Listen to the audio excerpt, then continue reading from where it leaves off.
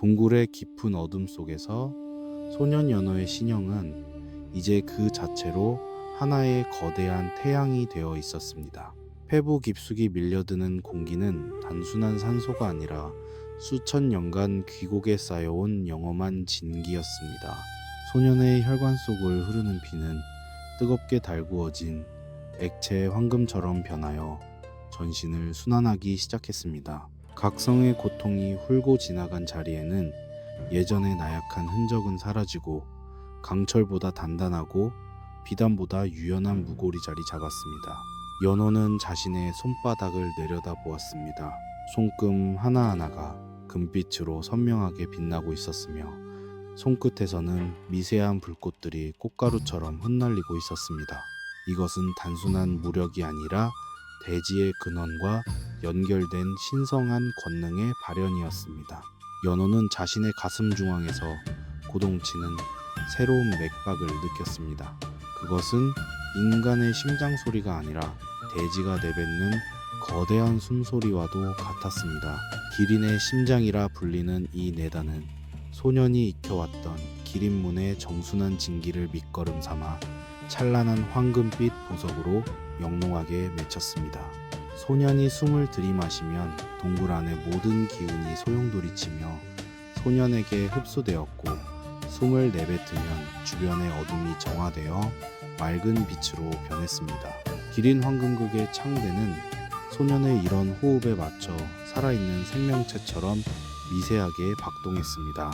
창과 소년은 이제 별개의 존재가 아니라 하나의 의지로 연결된 완벽한 동반자가 되어 있었습니다. 소년의 의식은 이제 동굴의 벽을 넘어 광활한 중원 전체로 뻗어나갔습니다. 감은 눈꺼풀 너머로 사방의 기운들이 색채를 띠고 선명하게 보이기 시작했습니다.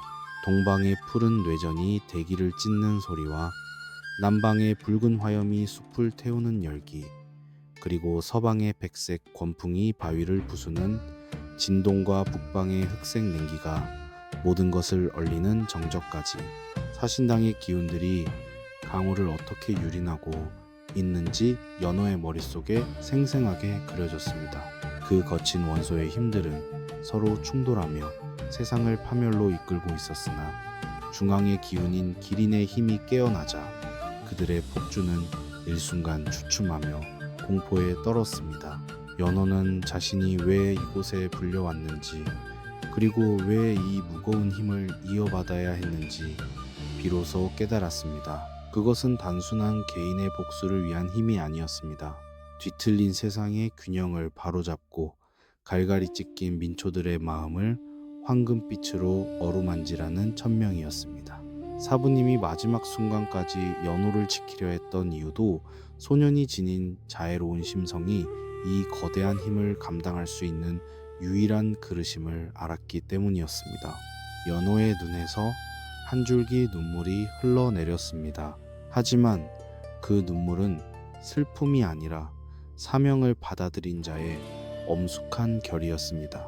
눈물이 바닥에 닿는 순간 그 자리에는 이름 모를 들꽃들이 순식간에 피어올라 황금빛 향기를 내뿜었습니다.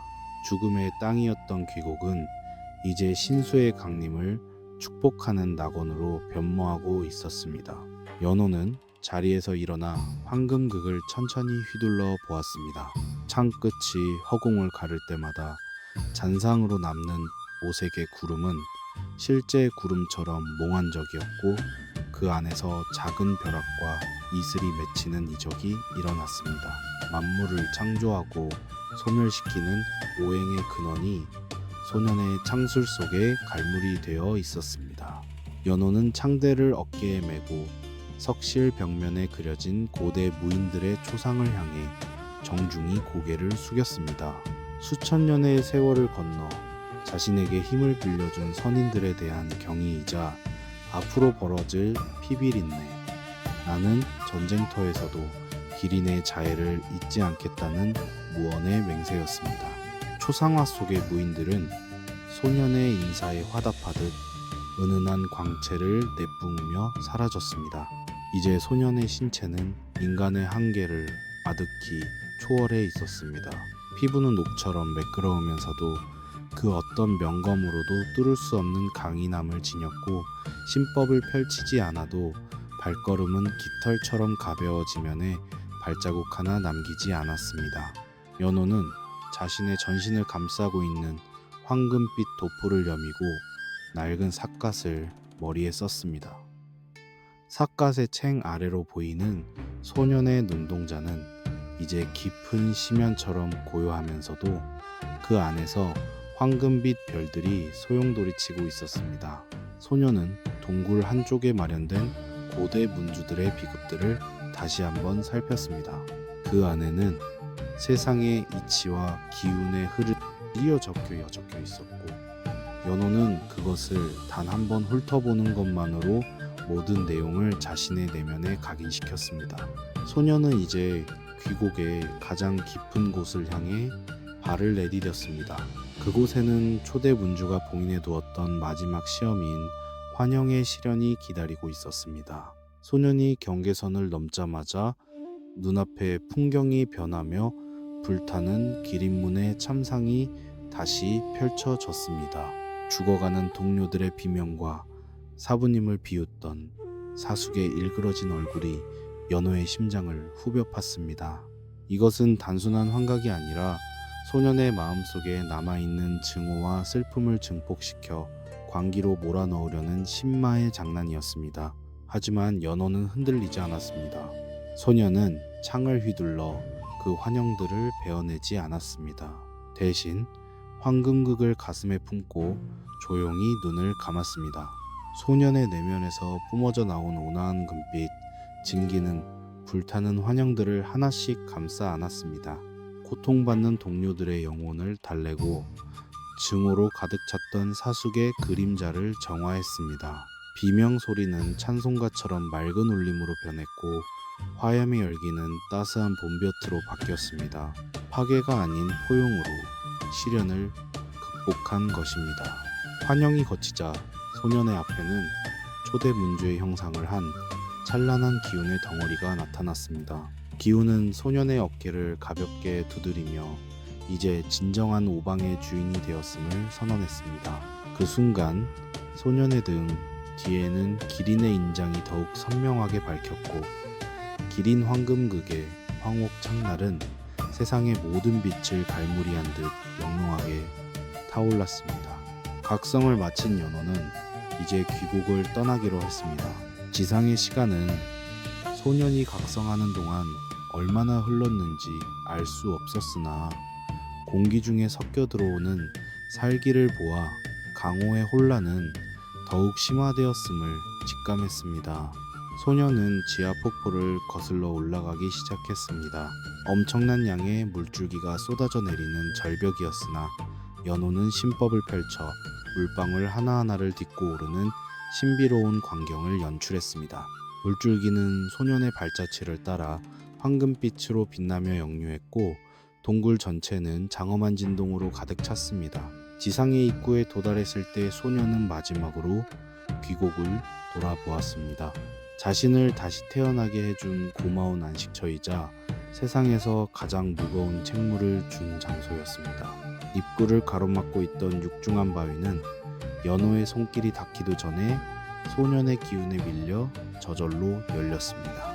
밖으로 나온 연호의 눈앞에 펼쳐진 것은 폐허가 된 기린문의 잔해 위로 내리는 차가운 밤비였습니다.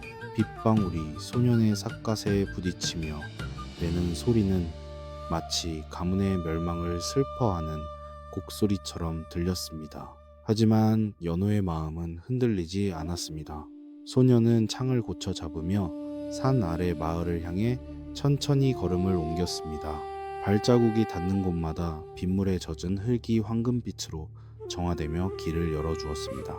소년이 내딛는 한 걸음마다 강호의 기류가 미세하게 변하기 시작했습니다. 사방을 지배하던 사신당의 거친 기운들이 기린의 강림을 감지하고 불안하게 요동쳤습니다. 마을 어귀에 다다랐을 때 연호는 숲속에 매복해 있던 청룡당의 무사들을 발견했습니다. 그들은 마을을 감시하며 생존자를 사냥하는 살수들이었습니다. 그들의 눈에는 삿갓을 쓰고 황금창을 든 소년의 정체가 보이지 않았으나 본능적인 공포가 그들의 전신을 마비시켰습니다. 연호는 그들을 죽이지 않았습니다. 다만 창을 한번 휘둘러 그들의 주변을 황금빛 구형의 진기로 가두었을 뿐입니다. 살수들은 자신들의 무공이 완전히 봉쇄된 채 평온한 잠에 빠져들었습니다. 이것은 기린이 보여주는 자비로운 제압이었습니다. 소년은 잠든 그들을 뒤로 한 채 연기가 피어오르는 마을 중앙으로 향했습니다. 마을 사람들은 사신당의 횡포에 지쳐 생기를 잃은 채 집 안에 숨어 있었습니다.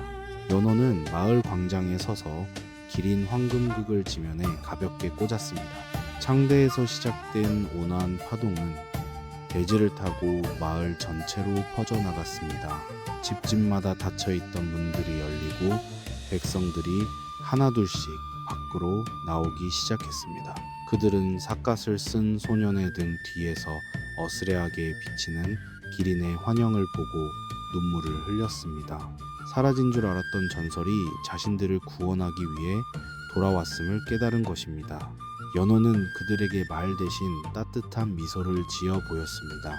소년의 손끝에서 피어난 금빛 가루들이 병든 노인의 상처를 낫게 하고 굶주린 아이의 배고픔을 잊게 했습니다.